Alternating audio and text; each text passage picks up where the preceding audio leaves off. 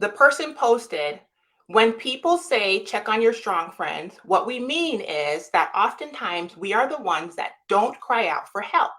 We internalize everything until we implode on some poor unsuspecting person. Could be your husband, could be a friend, or even kids. Why? We are always looked upon as the strong one, and we hurt ourselves more unintentionally living up to that stereotype. We are only strong because most times we have to be. There are rare moments in our world where we can just let our guard down and no one is depending on us to get something done. Check on your strong friends because sometimes we are barely holding it together, regardless of what it may look like from the outside looking in. She could have been any of us. So that was someone else's post, right? And I shared their post and I commented as a former strong friend. Okay. Former as a I'm not doing that no more, strong friend. And as a former beauty queen, this breaks my heart. And when I said this, I meant Chesley passing the way that she did and her feeling like that was something that she wanted to do breaks my heart. The pressure that she was under based off of a second article I found that she wrote with her own words last year broke my heart. And the person that wrote this post talking about being a strong friend broke my heart. And then I put strong friends, soften and take care of yourself. So somebody else came in after that when I commented all of that and they started asking questions. So today I want to talk to you guys about the concept of being a strong friend. And I see my friend Lolita. Hi, Lolita. I don't know if you can hear me. I want to bring her in the live. I'm going to add you to the stream now, Lolita. Y'all give me a second. Oh. There I am. Hi, Lolita. Okay, so I want to add you to the stream and I want to see my pineapple. So I'm going to do that. Fancy. Hello. Come on, technology. Okay, so I invited you guys. This is my friend Lolita. Hi, Lolita. I love you. Hi, Amy. The green looks cute on you. Thank you, love. This is one of my closest friends, Lolita. I'm talking like top, like my confidant, like my rider, okay, like my bail money. Hello. So I was like, if I'm gonna talk about the strong friend, I want my Lolo to come talk with me because I think that I gotta move screens around, Lolita. I gotta move screens around. Hi, Chanel. I see that that's you. Mm-hmm. So we're gonna just chop it up, Lo. I want to talk to you about the concept of being a strong friend. Yeah.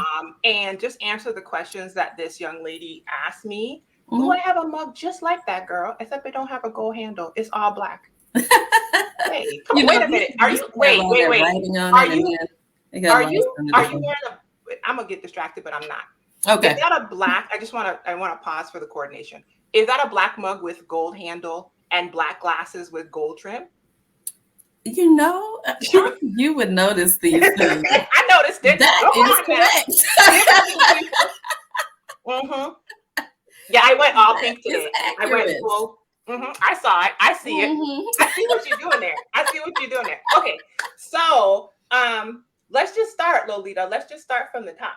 Yeah. The idea of a strong friend. I'm gonna ask you these questions, and we can just, you can answer, and then I'll just come in. So the first question I have for you is, what would you call? What is the definition of a strong friend to you? And do you think you are that? Yeah.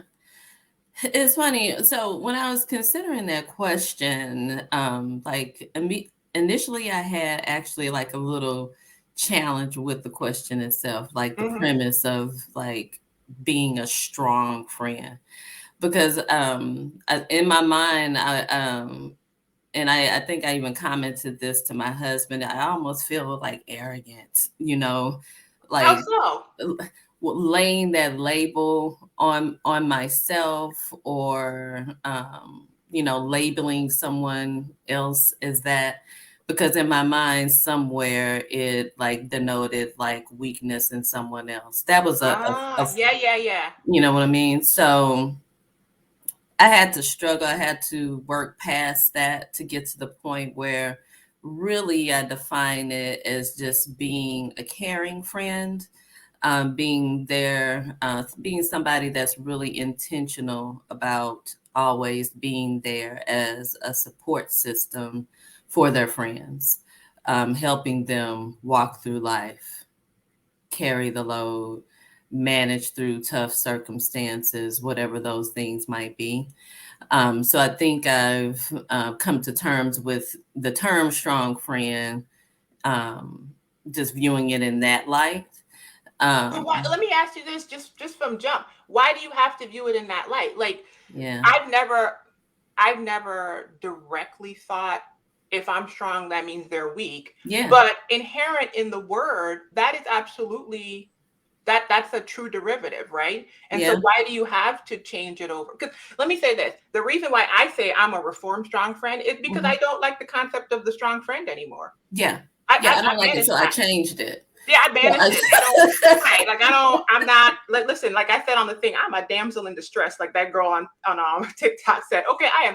That's why when I wrote, I said soften, strong friend, soften, because what am I saying?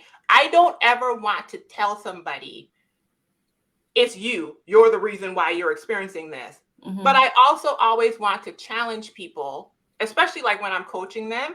I want to challenge people to consider their contribution to their experience. Mm-hmm. Mm-hmm. Yep. Yeah. So I hear you 100%. when you say you kind of struggled with it, because I mean, listen, I struggled to the point that I rejected entirely. Like I just rejected. Yeah. Yeah. That thing, So then do you, the way you categorize it now, do you consider yourself what would you call that? Supportive? I want to think of strong friend still. Do you consider yourself the strong friend? Yeah, I'm rejecting, as you stated, I'm rejecting that label because, God had to do some work in me with that, because I saw where it was taking me. Mm-hmm. So now I do not see myself as the strong friend.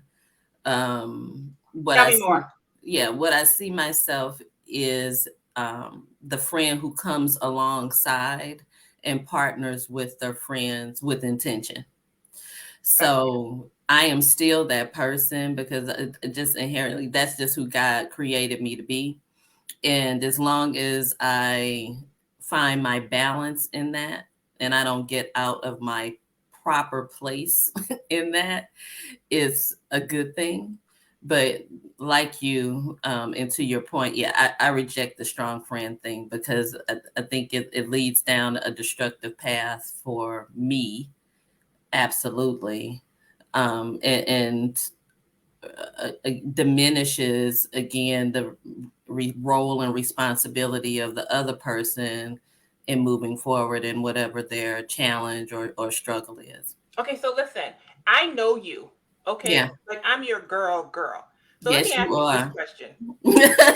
Did you used to consider yourself a strong friend in the Absolutely. rejectable sense? Yeah. Me too. Absolutely. I considered me that, and I Yeah. considered you that. That's why I wanted to talk to you. And I'm gonna just let y'all know. Listen, Lolita and I. How long have we been friends? Like I think we figured it out the other day. Girl, it's You said I asked you to do math. wait a minute. So it's probably 15, 16 years. No, it's more than that because I've been at married least. 15 years. Oh. Yeah, girl. Mm-hmm. Jeez. So wait, so were you 20? around when I was pregnant with Ayana? Yeah, it was before. I knew you before that. Oh my. Yeah, So we've been out here, girl. maybe So like 18? a lot. 18. Okay, we're just gonna say Yeah. 18-ish, 20. And Yeah. the reason why I really wanted to talk to you, well, first of all, I just wanted to see your face. Yeah. But second, but secondarily, it's because I feel like there's been a trajectory with both of us that I've seen us doing separately in our own lives in this space and with each other. Because I'm gonna be honest, I feel like I'm gonna say this. I feel like I definitely have taken on the strong friend role. Absolutely. For the majority of relationships that I've had in my past. You are one of the exceptions. Yeah. In my world, you were my strong friend. So yeah. I was the strong friend for everybody else. Yeah. But like you were, yeah, you were the person I could come and be like, Lolita, the world is coming asunder. Girl, it's pandemonium, right? Which is why I wanted to see. And I think it's so interesting that both of us are like we reject that now. Yeah. In the way that I was walking it out, I rejected. Talk about how were you walking it out? Can you talk about that? Yeah. So in my strong friendness, I found myself feeling like, okay, like it's what you alluded to, like every strong friend needs a strong friend. And I wasn't necessarily allowing people space to operate that way in my life. Because a part of that strong friend is being the one to withhold your own vulnerabilities, not necessarily talk about all of the challenges and the issues that you're facing for, a variety of reasons. Right. That could be self-imposed, feeling in some ways like maybe this particular friend who you're playing the strong friend for, they might not be equipped, and or not wanting to, muddy the water and just focus in solely on them, feeling like what they really need from you is to be that support. And so, they don't have room for your stuff on top of their own stuff. Right. Or just feeling like, you might be opening yourself up to like criticism and like, well, how are you going to help me if you can't help yourself? Kind of thing. So there was all kinds of stuff going on in there that, I really had to allow the light to shine on so that I could be healed in those places, because all of that's faulty. But here's the thing, when that was happening with you, I agree with you entirely. And this is the conversation I wanted to have. And this touches on the questions, because the first two questions I was asked were, how did you recognize you were being the strong friend? And the second one is, in what ways did it serve you? And in what ways did it harm you? Yeah. And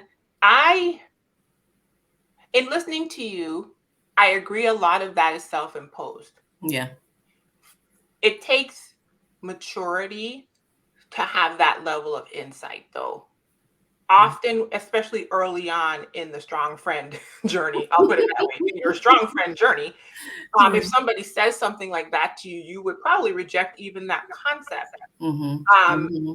And for me, my strong friendedness came from, listen, I'm about to break it down real quick because therapy, hello. It came from being parentified as a child and knowing that and learning that my value came from tending to others. Yes. And putting on and being the okay one. Yeah. So I had to shut myself off, not even identify what was going on with me.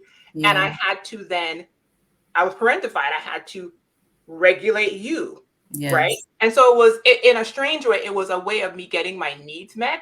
And I totally see what you're saying about like, this person might not be equipped. I need to make space for them. I can't show my weakness because like, they need me to be the table that they put all this stuff on. Yeah. And I will say, like in our relationship, I think it took a while for me to even think. I mean, it was years ago. But I think I just had like this aha moment at one point where I was just like, I am always pouring out my innards. Listen, when I tell you, when life is bad, okay, I am going to Jesus, my journal, my therapist, and Lolita. Okay, I'm on the list. And when I tell you, I done threw up my pancreas, my spleen, and my intestines on this poor woman. And I sat there one day and thought, do I know what her pains are? And it was like this moment of like, and I'm talking about like years into our friendship. And it was this moment of like a dual thought. Have I asked her? Why hasn't she told me? It was both thoughts. Yeah. Wait a minute. Have I been so focused on like, this person can carry the weight of the blah?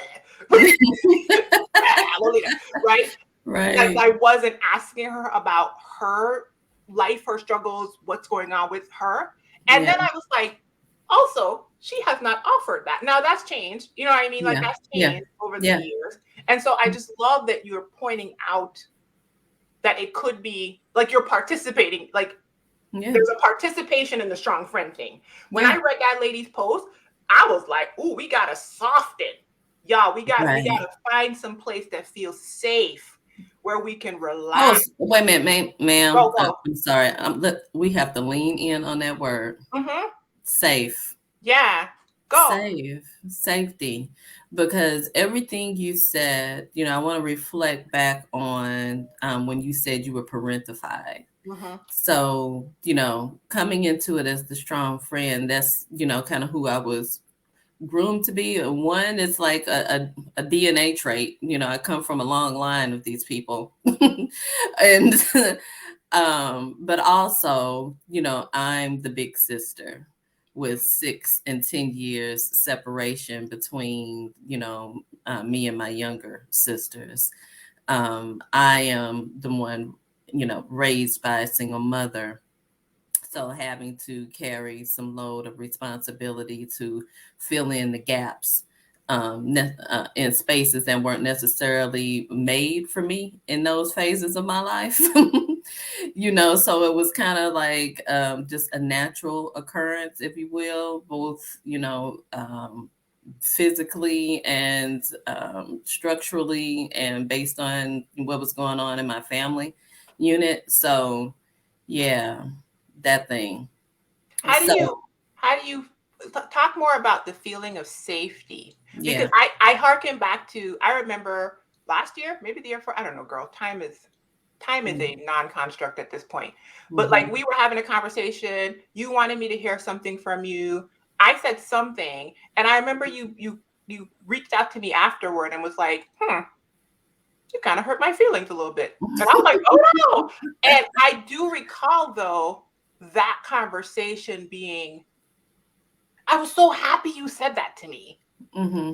because it was an opportunity for me to course correct and to Mm-hmm. meet the need that you were telling. It kind of aligned with years ago when I was like, why hasn't she said anything to me? And Mm-hmm. and it made me like almost happy that you could come and say to me that thing, because Yeah. it gave me an opportunity to show up in a way that met the, like in a way that felt safe, I guess is what Yeah. I'm trying to say for Yeah. you. Like, you Yeah. trusted me enough to say, hey, that felt a little unsafe. And Yeah. I cared enough and was willing to communicate enough Yeah. in response to your like in response to the softness and the vulnerability. Oh Yeah. girl, that was not my intention. Like, Yeah. what exactly can I do to feel safer? And I Yeah. think that helped us. It did. Yeah. No, 100%. And I'm glad you brought that up, because there is like a lack of feeling safe in the mindset, I think, of a strong friend, safe enough to be able to like fully disclose or uncover all of those vulnerabilities. And probably a toxic definition or judgment of oneself as being weak when you do that. So it's not equating vulnerability to weakness first and foremost. And then when you do open yourself up in that space, part of the fear in your mind is, how will they respond? And so once you trust and try to create or build up enough trust in yourself, or allow your friends to build up enough trust with you, because technically you're not really giving them the opportunity to build that trust if you're not sharing.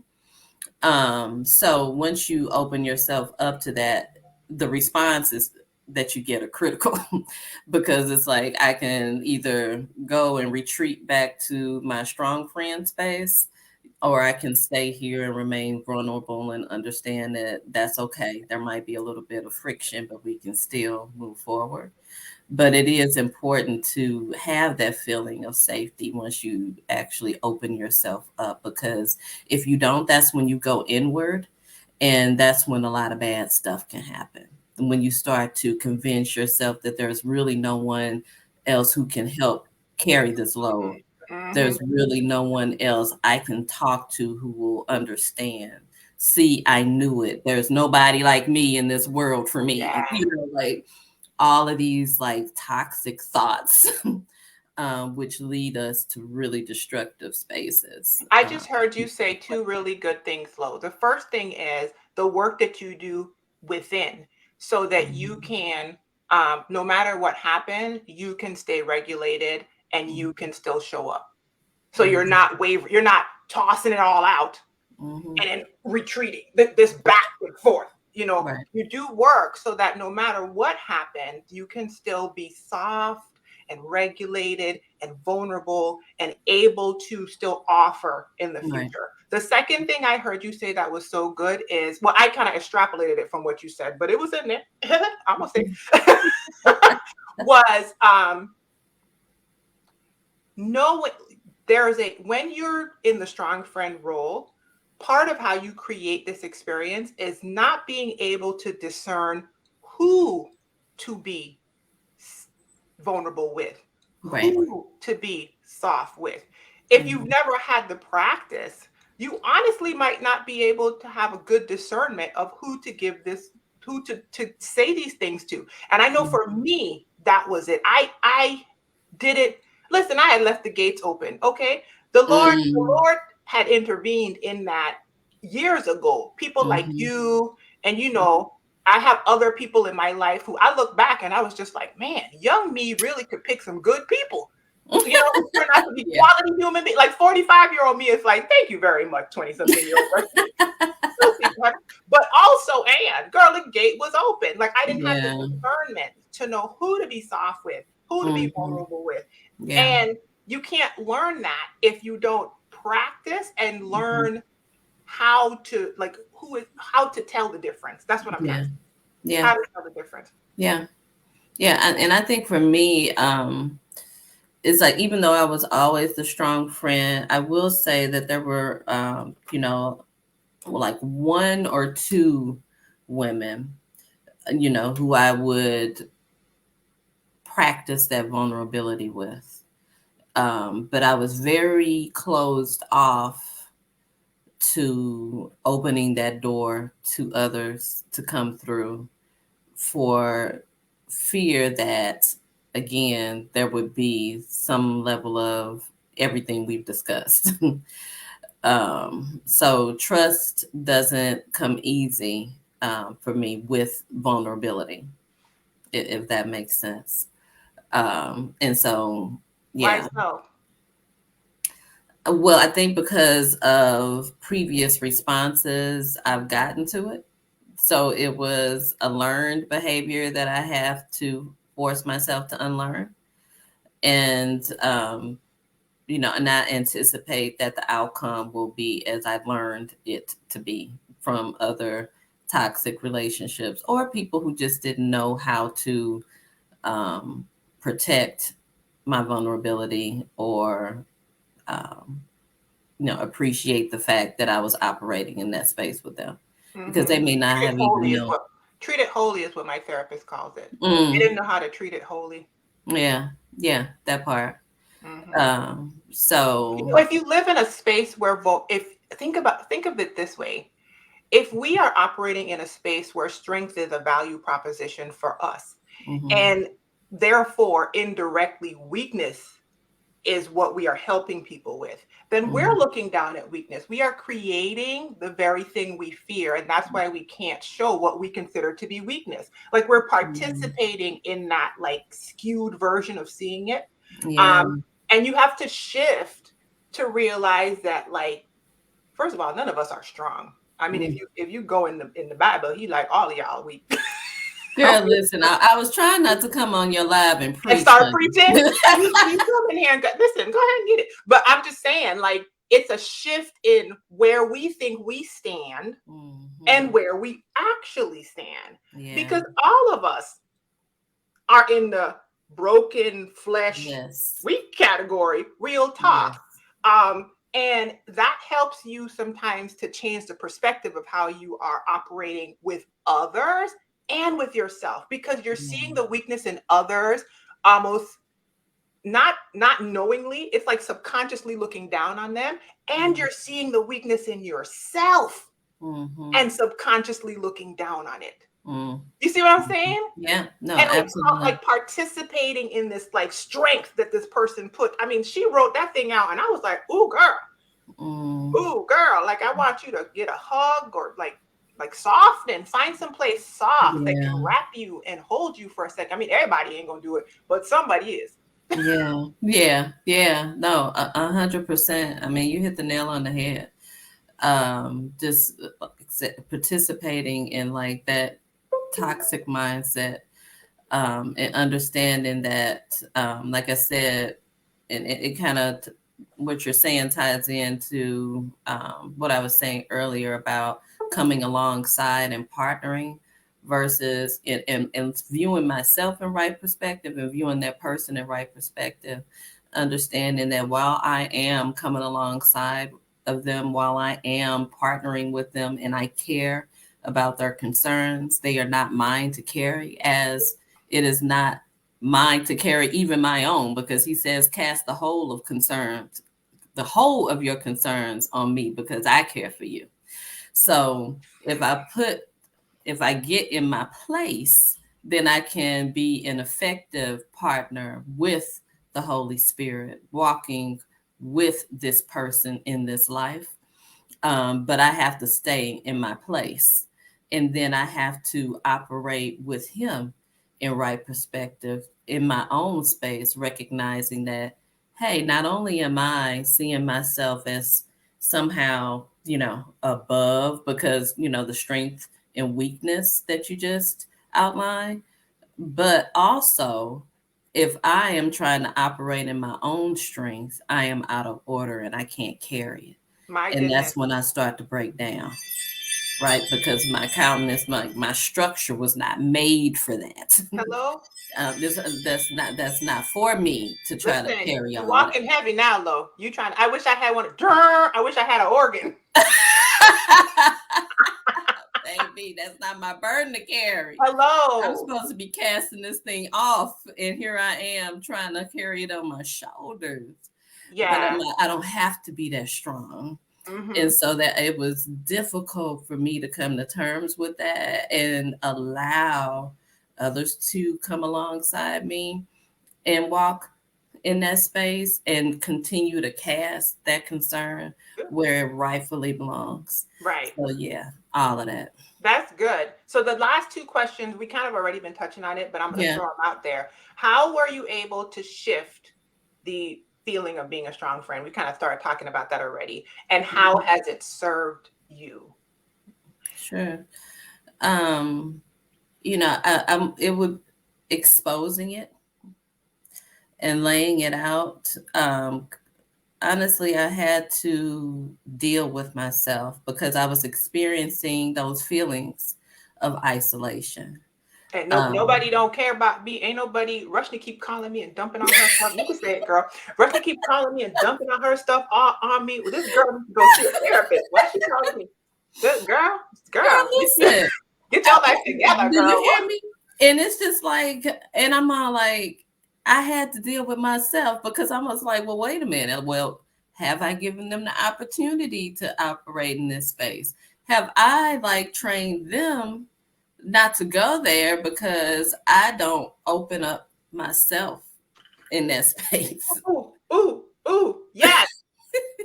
That's absolutely what was happening. That's literally, I'm like, what you just said, I'm like, correct, You Lolita. I see that literally part? was like, does she tell me things like that?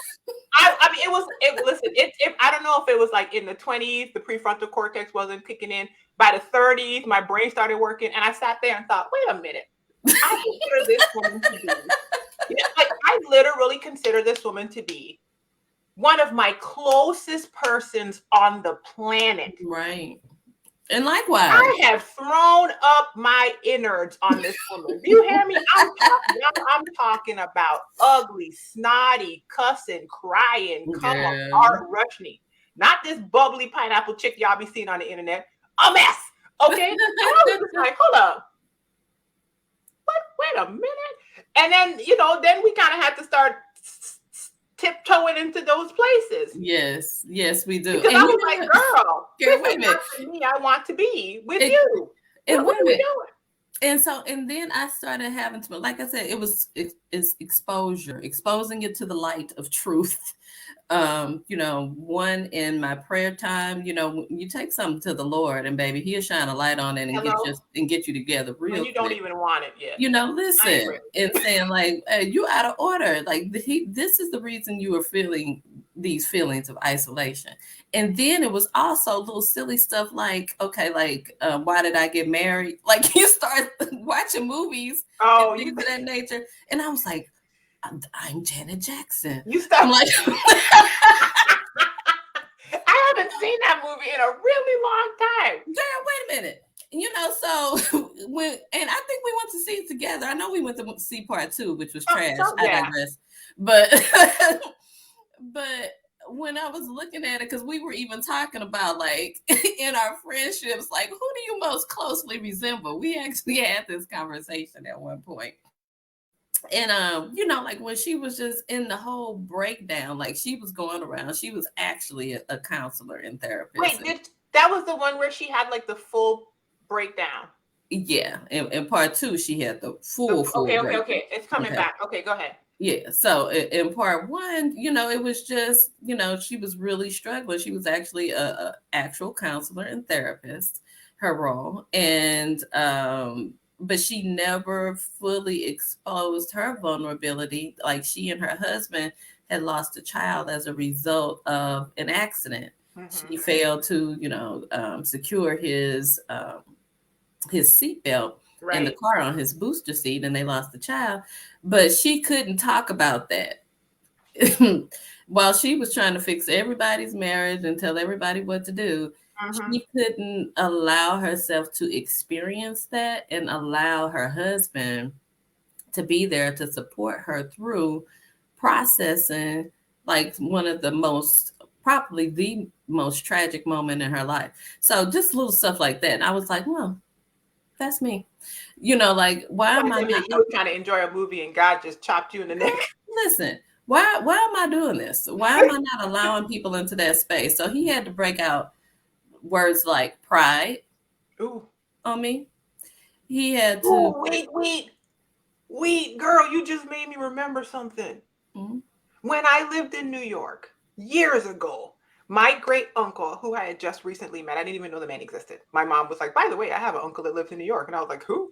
And I got really close with him, and I was hanging out, had a horrible roommate experience, was hanging out with them. He offered for me to come live with him and my great aunt. And I said, no. And he said flat-footed to me, he was like, that's pride. I said, what do you mean by that? I'll never forget this. He was like, you don't let people help you.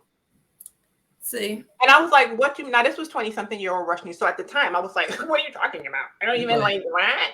Like, now I'm like, duh. But, and actually, I'm glad he said that to me, because it started a process of me. It was a seed, right? He told me, he said, we are here. We have a home. We have a room. You come and you stay with us all the time. We like you. You like us.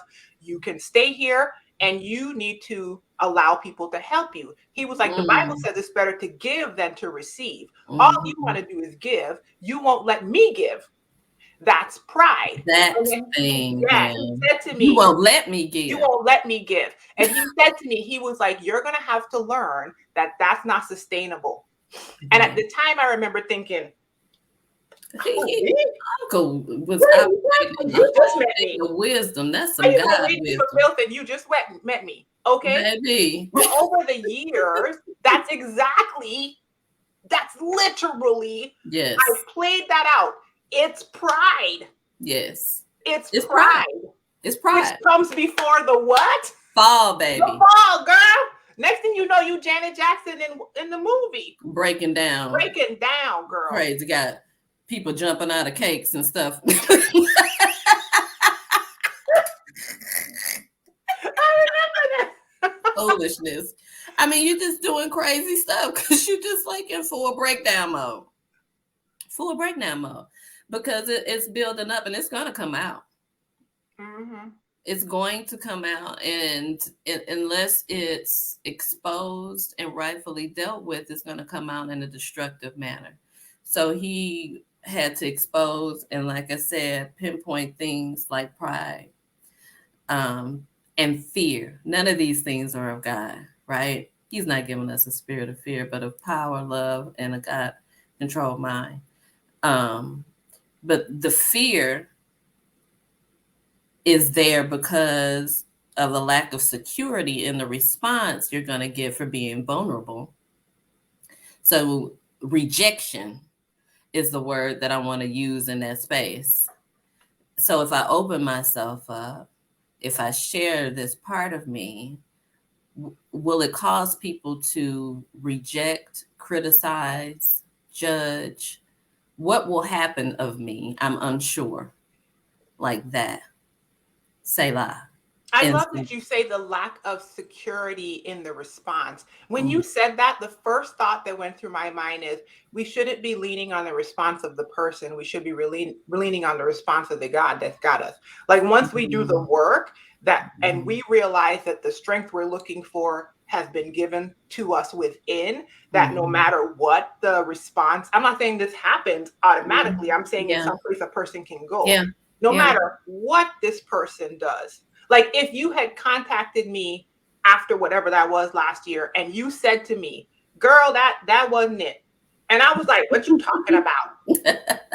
You misunderstood me. You know that like Yeah, you just got bop, bop, bop, bop, bop, all upside yeah, your yeah, head. yeah, yeah. On the inside, if you know that you're good and you're solid and you can withstand whatever comes from a human, because the security that you're looking for, the foundation that you're on is not people based, it's God based. That's good. You see what I'm saying? Yeah, 100%. Like that's part of the softening that I feel I've been doing.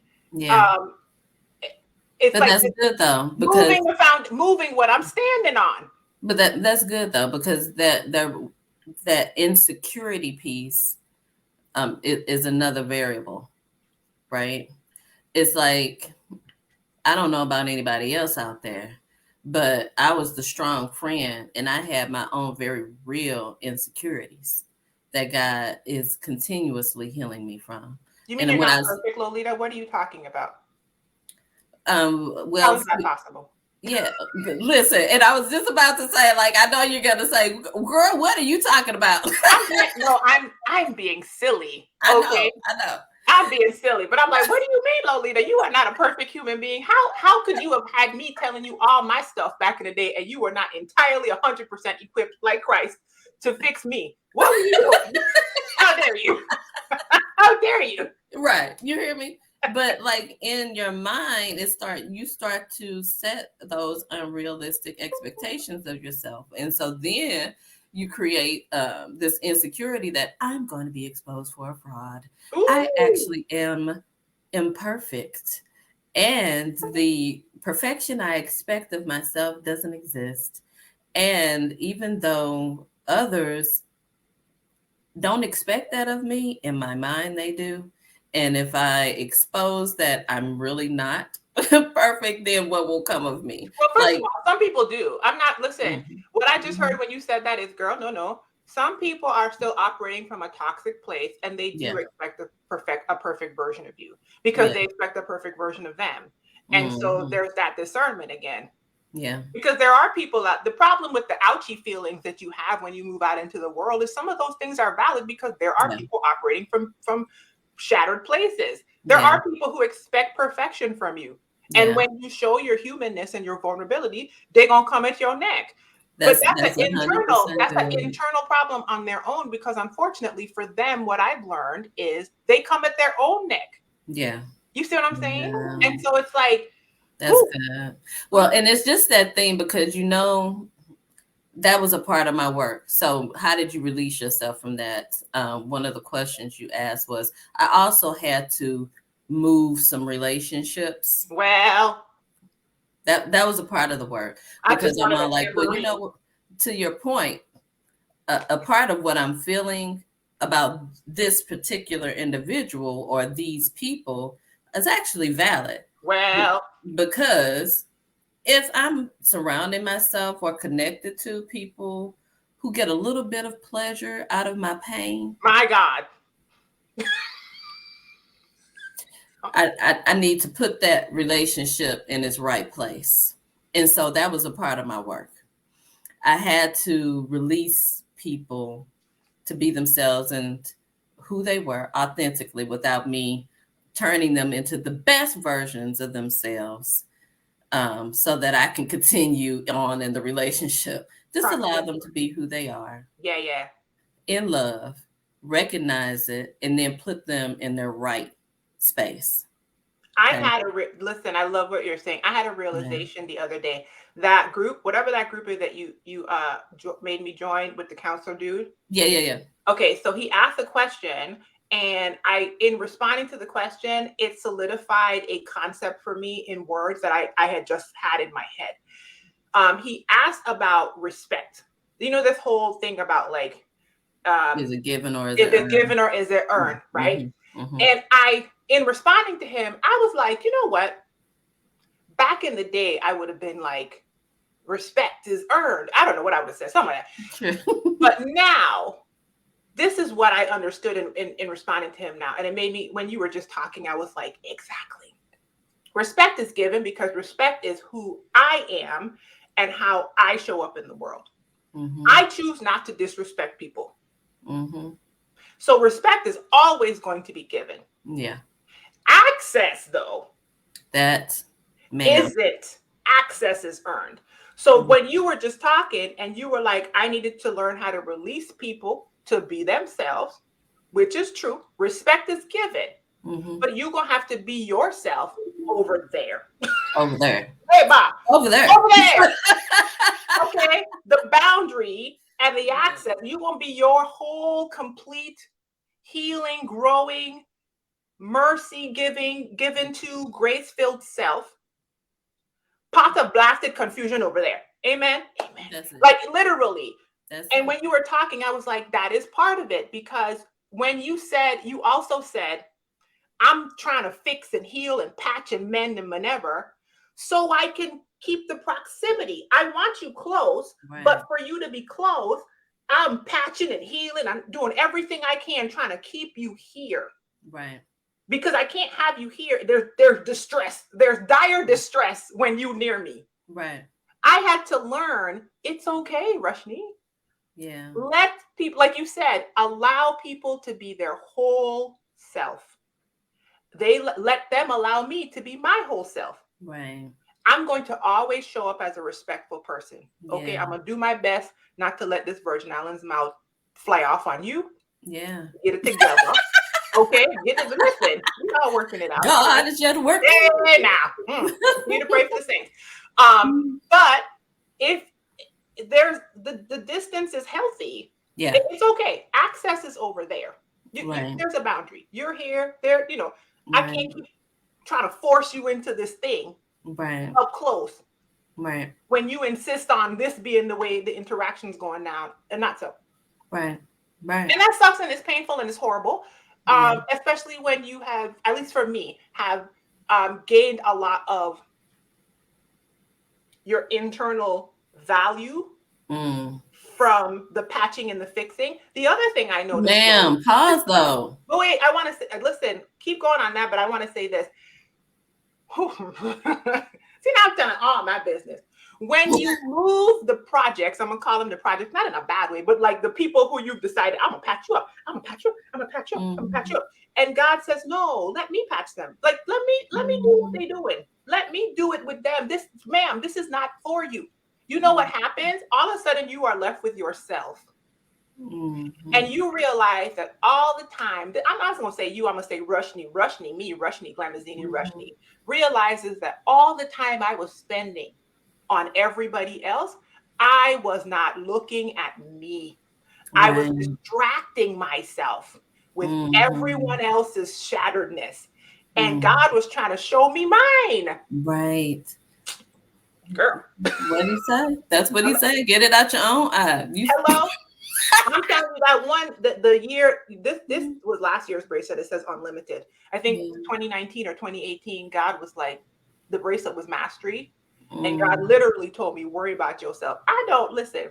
Do not spend an entire year saying, God, I'm going to focus on me only. Don't do it if you don't want some big changes. Don't do it. If you want God to Like Lolita said, don't ask him if you don't want him to tell you. He will lay you bare. Girl, Lay you move bare. out of the way and a spotlight. Listen, but he's so good. He's so good because you know why? Because he's gonna put you back together. It's a perfecting work. Hey, see? Yes, it's a perfecting work. And I want to touch on something you said about patching up and patching up. I think the other piece of that is it actually harms the friendship.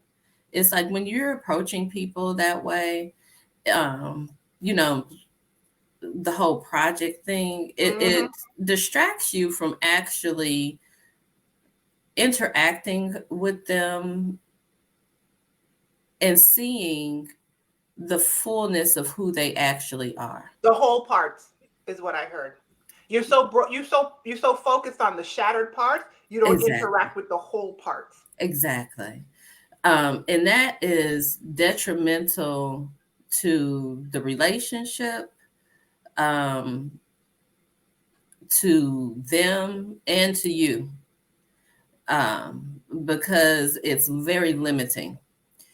Um, and so I think that's something really to like uncover, like with the strong friends who may do that, who might seek out people who need their strength or who, operate in their strength, but then only interact with the weakest parts of the other person and don't allow them to operate in their own strength. Um, with you or for themselves, if that makes sense. Absolutely. So yeah, I think it can be unintentionally damaging, but certainly damaging to the friend and to the strong friend Right. and the friendship as a whole. I agree. So I have a few more minutes, and like I said, I have a hard stop because I actually have to work. Yeah. So I want to wrap this up by asking, let's see, what's the biggest shift? What's the biggest thing you've experienced, positive experience of shifting yourself from the concept of strength in yourself, like the idea of the strong friend? What's the positive shift you've experienced, or how has it served you? Oh man. Well, I'll use our relationship as an example because I mean, it took us deeper. Allowing myself, or forcing myself to allow you into those vulnerable spaces proved to me that I can go there and it's going to be okay.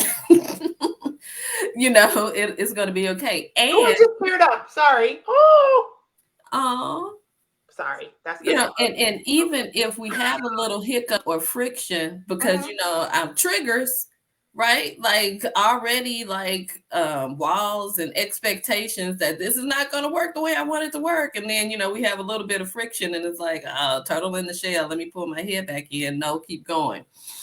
That we can actually work through it and create something, a new universe that we can dwell in together on a different level.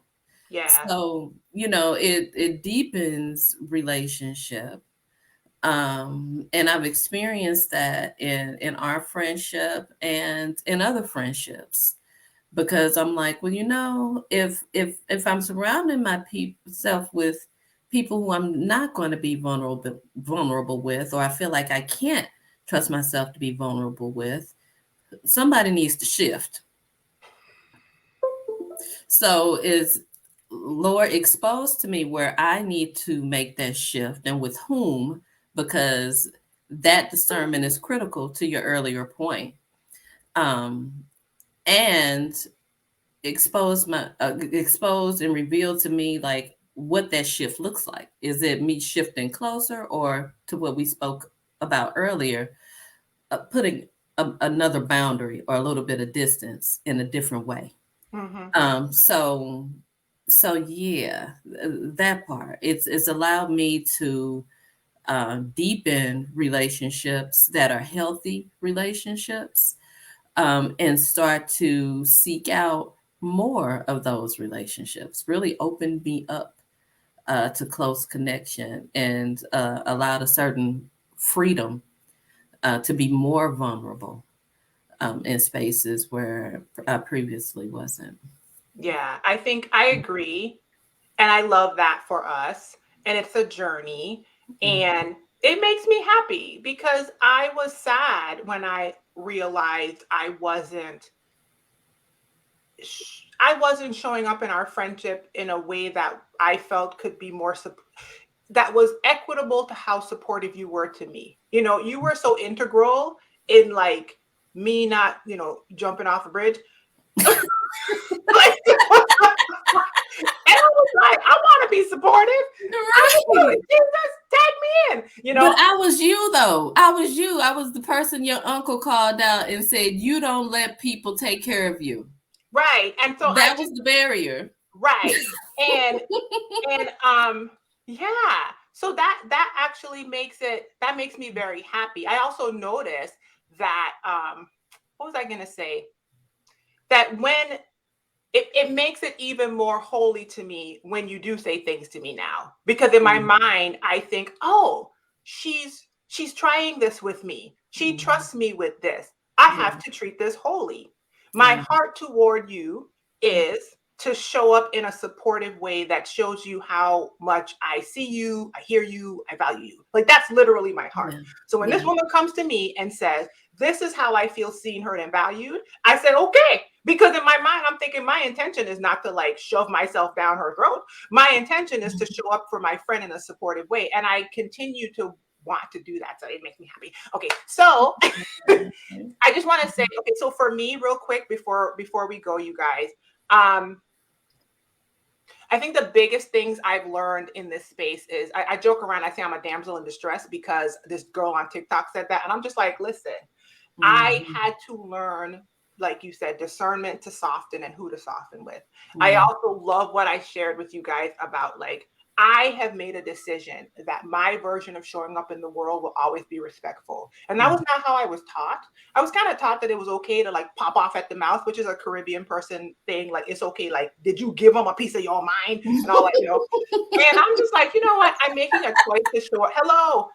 Listen, that's the counsel I was given. I don't know what they told you up here in Missouri, okay, but in the Virgin Islands, pop off. All right. Yeah, I'm going to show listen. up respectfully, but I'm Mhm. also going to continue, like you said, I'm in that season you're in, Lolita, where I'm like asking God to show me Mhm. and to show me who to try to go deeper with.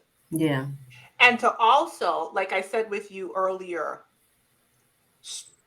remind me that the foundation is Him, no Yeah. matter what. Because Yes.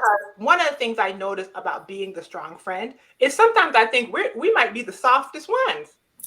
We're so Baby, say that soft on the again. inside. We're so afraid to Mushy. listen, Sensitive. I started the real conversation at the end. The person who's coming and pouring out all their insides, they might be a little stronger because they're more resilient for the response. Ma'am. Whereas with me, I'm like, ooh, don't, ooh, don't. So I'm just like, okay, you know what, God?